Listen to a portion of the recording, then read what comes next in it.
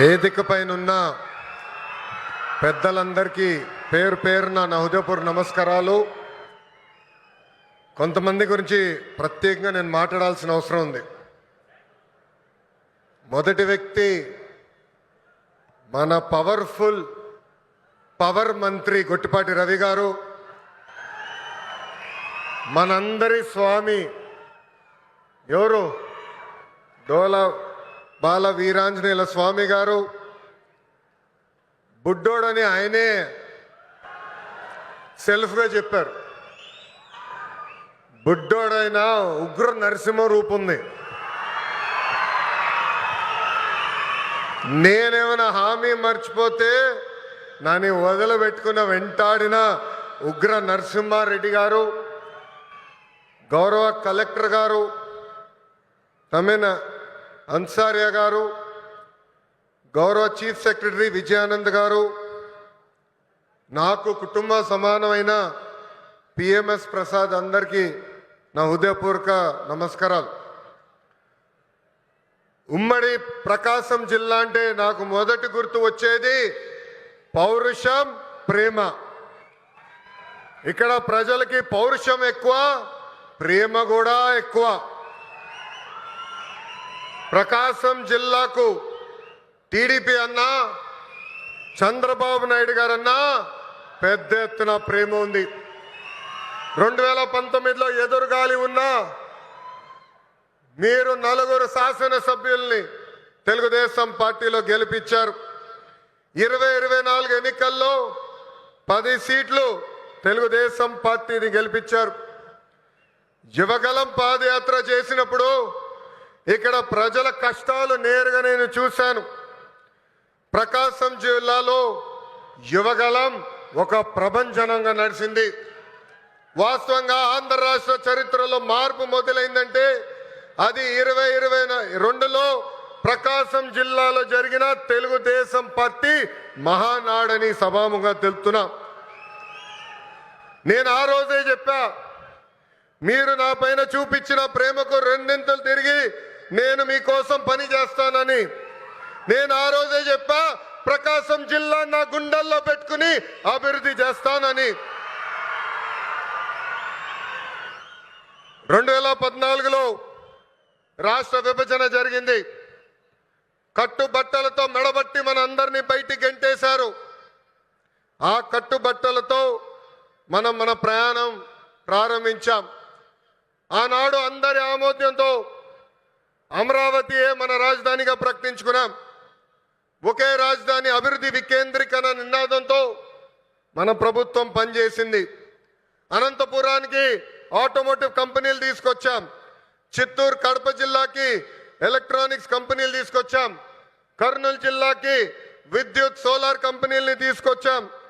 ఇంకో పక్కన ప్రకాశం జిల్లాకి పెద్ద ఎత్తున ఆక్వా రంగాలను ప్రోత్సహించాం. ఇంకా ఉత్తరాంధ్రని, విశాఖపట్నాన్ని ఏకంగా ఐటీ ఫార్మా హబ్గా కూడా మనం తయారు చేసుకున్నాం. ఇంకా 2019 నుంచి 24 వరకు ఏం జరిగిందో నాకన్నా మీకే బాగా తెలుసు. ఆంధ్ర రాష్ట్రంలో ఒక విధ్వంస పాలన నడిచింది. కొత్త కంపెనీలు తీసుకురాకపోగా ఉన్న కంపెనీల్ని పక్క రాష్ట్రానికి తరిమేసే పరిస్థితి. ఒక లూలు, అమర్ రాజా, హెచ్ఎస్బిసి లాంటి సంస్థల దగ్గర నుంచి చివరి జాకీ కంపెనీ దగ్గర నుంచి కూడా వాటాలు ఇవ్వలేదని వాళ్ళని తరిమేసే పరిస్థితి మనందరం చూసాం. నేను ఆ రోజు ముఖ్యమంత్రిగా ఉన్న పులివెందల ఎమ్మెల్యేకి ఛాలెంజ్ చేశా, మీరు తీసుకొచ్చిన ఒక్క కంపెనీ పేరు చెప్పమని. ఇప్పటికి కూడా అక్కడి నుంచి సౌండ్ రాలా.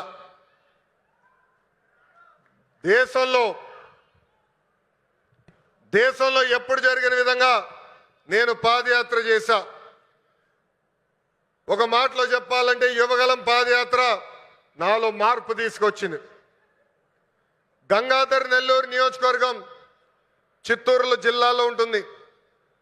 ఆ నియోజకవర్గంలో పాదయాత్ర చేస్తున్నప్పుడు ఒకరోజు రాత్రి చివరి గ్రామం అక్కడ నేను నడుస్తున్నప్పుడు ఒక తల్లిని చూసా. రోడ్డు మీద కూర్చుని బోండాలు వేస్తుంది. ఆమెను అడిగా, అమ్మా ఆకలేస్తుంది, నీ పక్కన కూర్చోవచ్చా, నాకు బోండాలు వేస్తాను అడిగా. స్టూల్ లాగేసి కూర్చో బాబని చెప్పింది.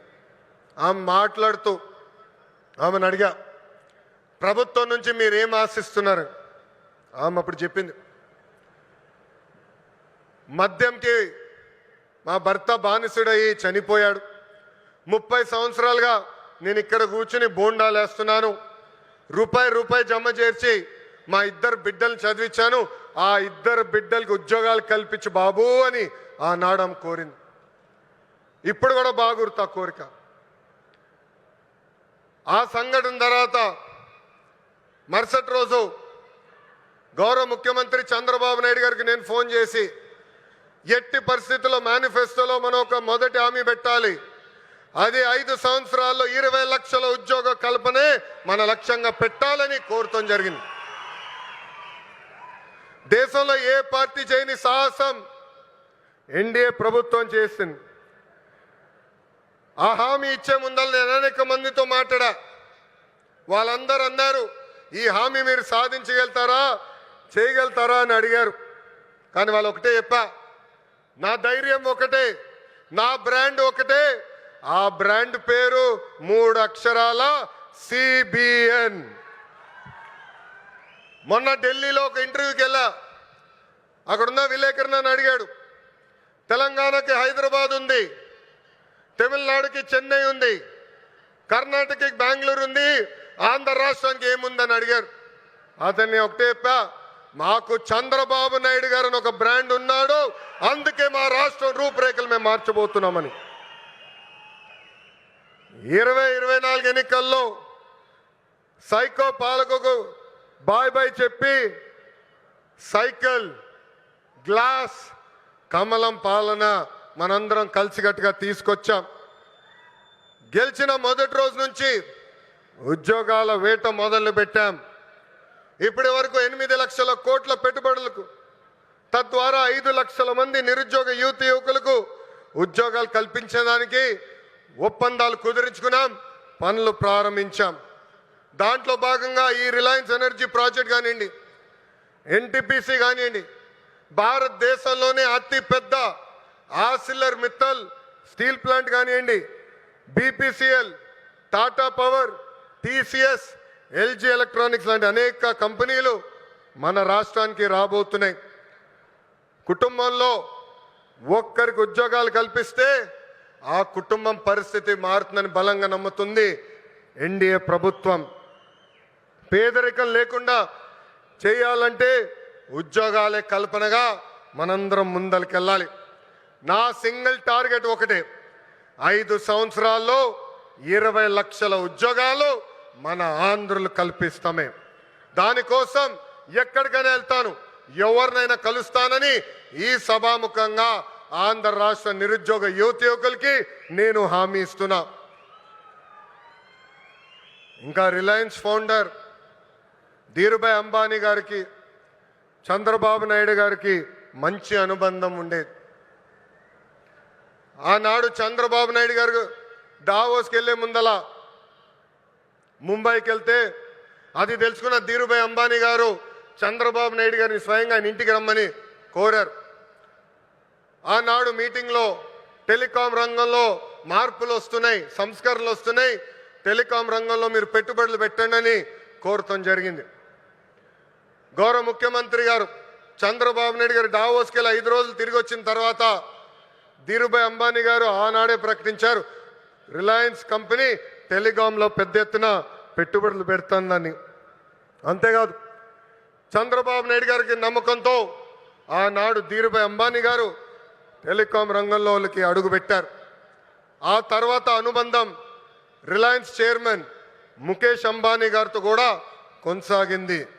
ప్రజాప్రభుత్వం ఏర్పడిన తర్వాత నేను ముఖేష్ అంబానీ గారితో అనంత్తో అదేవిధంగా వేదిక పైన ఉన్న Reliance industries executive director PMS Prasad గారిని కలిసి ఆంధ్ర రాష్ట్రంలో పెద్ద ఎత్తున పెట్టుబడులు పెట్టాలని కోరటం జరిగింది.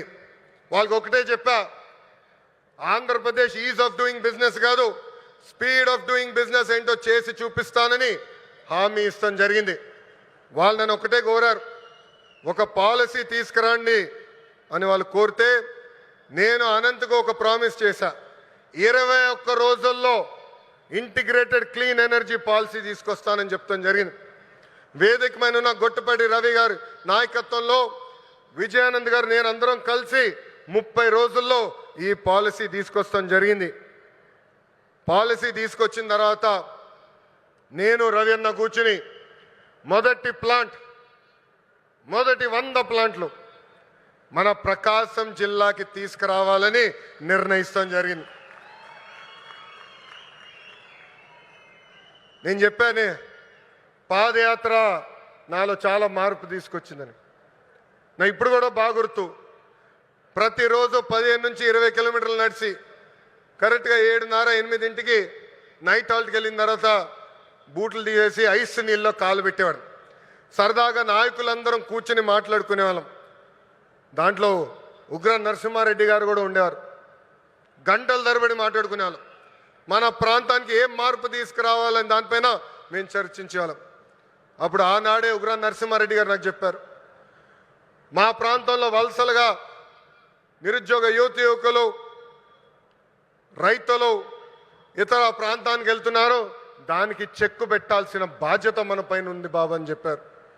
అది గుర్తుపెట్టుకుని నేను గొట్టిపాటి రవి గారు కలిసి మొదటి ప్లాంట్ మన కనిగిరి నియోజకవర్గం తీసుకురావాలని నిర్ణయిస్తాం జరిగింది.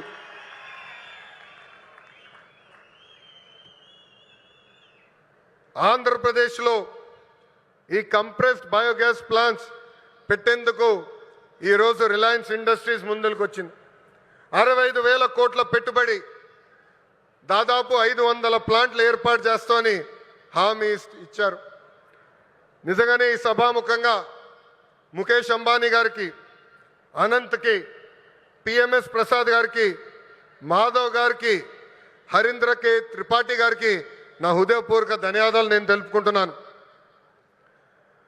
ఈ పెట్టుబడుల ద్వారా ఆంధ్ర రాష్ట్రంలోనే 2,50,000 మంది నిరుద్యోగ యువకులకి కూటమి ప్రభుత్వం ఉద్యోగాలు కల్పించబోతుంది.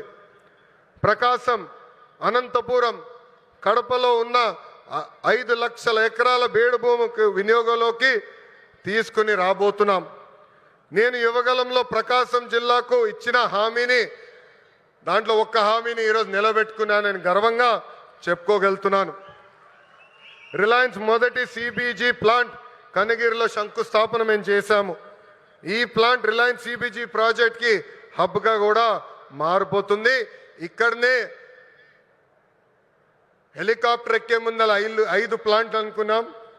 హెలికాప్టర్ దిగిన తర్వాత ప్రసాద్ గారితో మాట్లాడిన తర్వాత మీరు మాకు భూములు ఇవ్వండి, తప్పనిసరిగా ప్లాంట్లు ఏర్పాటు చేస్తామని చెప్పారు. ఇక్కడ ఉగ్ర నరసింహారెడ్డి గారు నా పక్కన కూర్చుని ఎట్టి పరిస్థితుల్లో 50,000 ఎకరాలు కౌలుకి రిలయన్స్ ఇండస్ట్రీకి మేము అందిస్తామని చెప్పారు.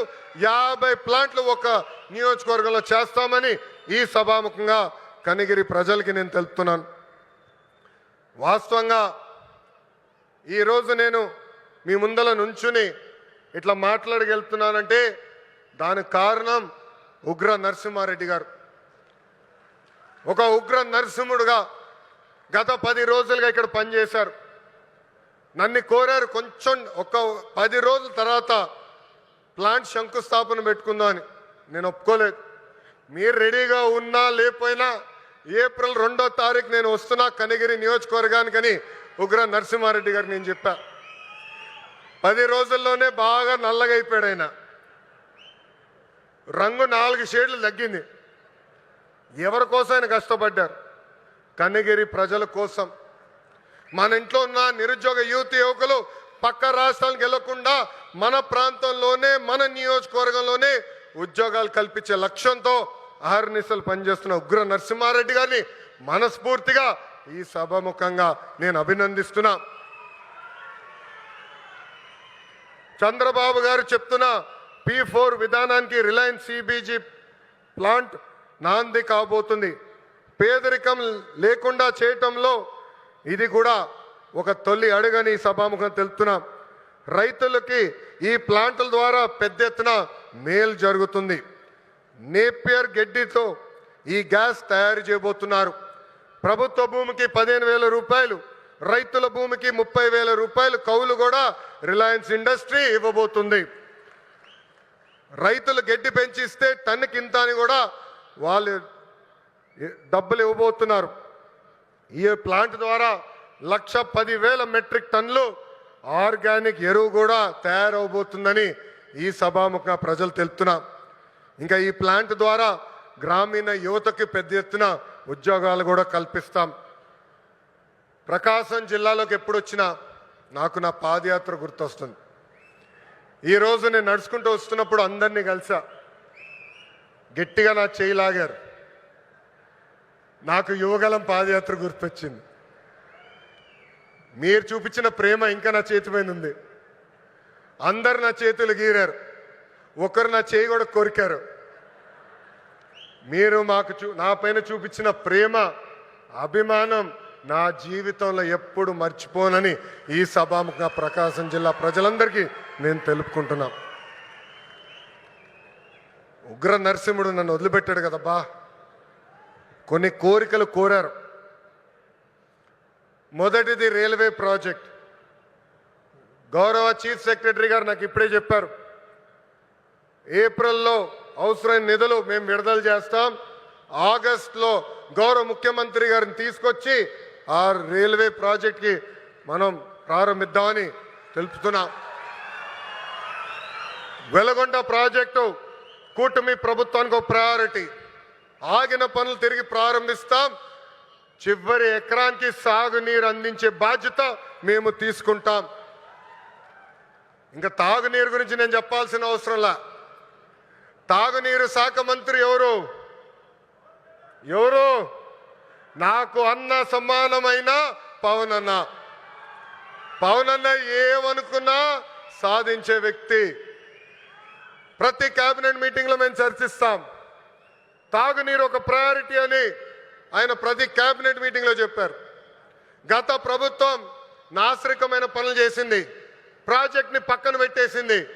తిరిగి కేంద్ర ప్రభుత్వాన్ని ఒప్పించి నిధులు కేటాయించి ఈరోజు ఆ ప్రాజెక్ట్కి టెండర్ స్థాయికి తీసుకొచ్చారు. నా అన్న పవన్ అన్న త్వరలోనే ఆగిపోయిన పనులని ప్రారంభిస్తాం. ప్రతి గడపకి కుళాయి ద్వారా తాగునీరు కూడా అందించే బాధ్యత కూటమి ప్రభుత్వం తీసుకుంటుందని ఈ సభాముఖంగా తెలుపుకుంటూ ప్రకాశం జిల్లా ప్రజలందరూ ఒకటే కోరుతున్నా, వైకాపోల్ పరిస్థితి చూస్తుంటే జాలేస్తుంది. వాళ్ళు పని చేయరు, పని చేయాలనుకున్న వాళ్ళ చేత పని చేయనీరు. ఈరోజు కొత్తగా చెప్తున్నారు ఈ ప్లాంట్ల ద్వారా ఏదో అయిపోతుందని. వాళ్ళని అడుగుతున్నా, మీరు ఇంట్లో గ్యాస్ సిలిండర్లు వాడరా? కట్టెపొయ్యిలు వాడుతున్నారా? ఆ గ్యాస్ తయారు చేసే ప్లాంట్ ఇది. ఎందుకు మీరు అపోహలు కల్పిస్తారు? రండి, ప్లాంట్ చూడండి, వెళ్ళి మీ నాయకుడు చెప్పండి. అంతేగాని ఈ ప్లాంట్కి అడ్డు పడితే ఎర్ర బుక్లో మీ పేరు ఉంటుందని ఈ సభాముఖంగా వైకాపా నాయకులు నేను హెచ్చరిస్తున్నా. మంచి పని చేసాక వచ్చా, దమ్ము ధైర్యంతో ఈరోజు నిలబడి చెప్పగలుగుతున్నా. 10 నెలల్లోనే ఎవ్వరు ఉంచిన విధంగా ప్రకాశం జిల్లాకి నేను ఈ ప్లాంట్ తీసుకొచ్చా. అంతేగాని తప్పుడు ప్రచారం చేస్తే నేను మిమ్మల్ని వదిలిపెట్టనని ఈ సభాముఖంగా వైకాపా నాయకులకు నేను హెచ్చరిక చేస్తూ, నిజంగానే ఈ సమావేశం చూసినా, వేదికమైన ఉన్న పెద్దలు చూసినా, ఈరోజు ఈ కార్యక్రమానికి యాంకర్గా నిలబడిన ఉదయ్ భాను మేడం గారిని చూసినా నాకు యువగలం పాదయాత్ర గుర్తొస్తుంది. ఆనాడు బీసీ గర్జన పేరుతో నేను కార్యక్రమం పెడితే ఉదయ్ భాను గారు స్వచ్ఛందంగా వచ్చి ఆ కార్యక్రమానికి యాంకర్గా నిలబడ్డారు. బీసీ సోదరులు జరుగుతున్న అన్యాయం పైన ఆనాడు మేము పెద్ద ఎత్తున ఆనాటి ప్రభుత్వాన్ని నిలదీశాం. నిలదీసినందుకు మేడం గారిని కూడా వైకాపా నాయకులు ట్రోల్ చేశారు. అంతేకాదు వేదికమైన పెద్దలందరి పైన దొంగ కేసులు పెట్టారు. నా పైన కూడా 23 కేసులు పెట్టారు. ఆనాడే చెప్పా, ఆ సైకో పాలనకి ఈ తెలుగుదేశం పార్టీ తగ్గేదే లేదని. వాస్తవంగా ఈరోజు ప్రజలకి స్వాతంత్రం వచ్చింది. 94% సీటుల్లో ఎన్డీఏ ప్రభుత్వాన్ని మీరు గెలిపించారు. మా పైన బాధ్యత పెరిగింది. మీకు నిమిషాలు కష్టపడతాం, మీకు అండగా నిలబడతాం, మీకున్న సమస్యలు పరిష్కరిస్తామని ఈ సభాముఖ హామీ ఇస్తూ ఇక్కడ పెద్ద ఎత్తున తరలి వచ్చిన తెలుగుదేశం పార్టీ కార్యకర్తలు కూడా ఒక విజ్ఞప్తి చేయాలనుకున్నా. ఈరోజు వాస్తవంగా రిలయన్స్ కార్యక్రమానికి వచ్చా.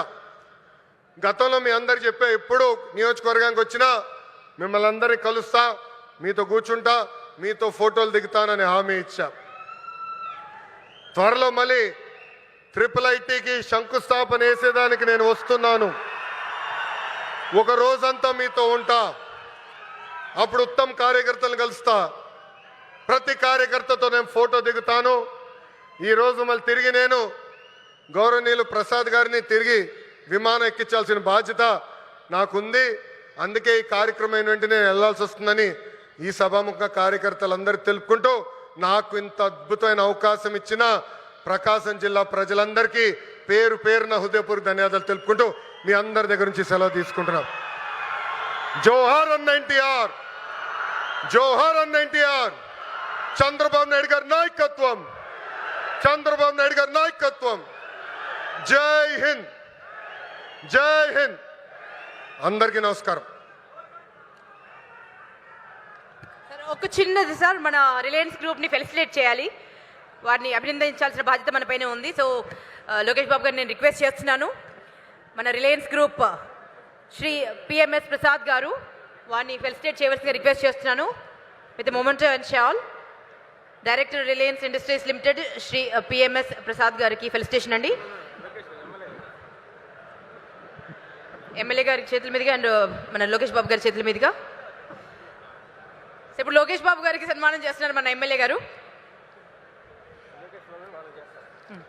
ఇప్పుడు లోకేష్ బాబు గారి చేతుల మీదుగా రిలయన్స్ గ్రూప్ చైర్పర్సన్స్కి సన్మానం జరగబోతోందండి. ఇప్పుడు లోకేష్ గారికి సన్మానం జరుస్తున్నారండి ముక్కు కవిత గారు అండ్ లోకేష్ గారి సతీమణి శ్రీ నారా బ్రహ్మణి గారికి శారీని సత్కరిస్తున్నారు ముక్కు కవిత గారు. ఇది ఎవరండి?